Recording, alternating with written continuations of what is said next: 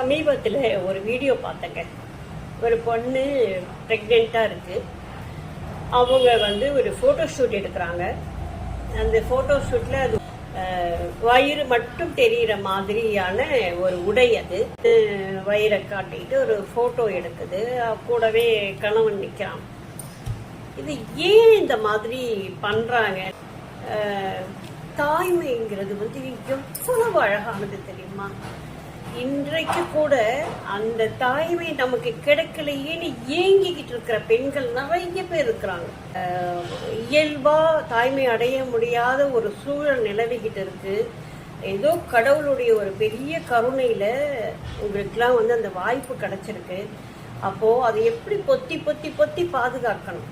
ஒரு பெண் முழுகாம இருக்கிறா அப்படின்னு தெரிஞ்சவொன்னு ரோட்ல போறவங்க வரவங்க பாக்குறவங்க எல்லாம் கூட அந்த பொண்ணுக்கு நல்லபடியா குழந்தை பிறக்கணும், நார்மல் டெலிவரி ஆகணும்னு மனப்பூர்வமா வேண்டிக்குவாங்க. நான் உண்மையிலேயே அதை மாதிரி நான் ப்ரே பண்ணுவேன்.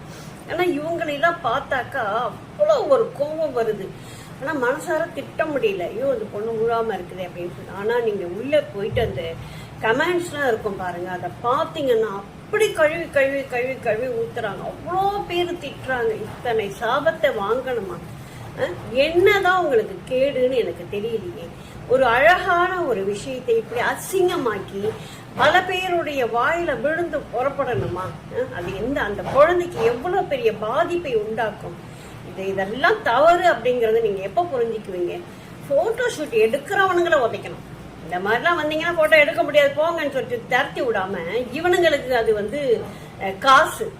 ஆனா உங்களுக்கு அது எவ்வளவு பெரிய அவமானம் அப்படிங்கிறத புரிஞ்சுக்கோங்க. அழக அவமானம் ஆக்குற பெண்கள் அவங்கள வேற ஒண்ணுமே சொல்ல முடியாது. இதெல்லாரும் அனுபவிக்க வேண்டிய ஒரு விஷயம். வாழ்நாள்ல கிடைக்கக்கூடிய அற்புதமான ஒரு விஷயங்கள். நம்மளை சொர்க்கத்துக்கு அழைச்சிட்டு போகக்கூடிய ஒரு விஷயங்கள். நீங்க நரகத்துக்கு போய்கிட்டு இருக்கீங்க. தயவு செய்து இப்படிப்பட்ட தவறுகளை தொடர்ந்து செஞ்சுக்கிட்டே இருக்காதீங்க. நிறுத்தி தொலைங்க. இந்த கன்றாவி எல்லாம் பார்க்க சகிக்கல.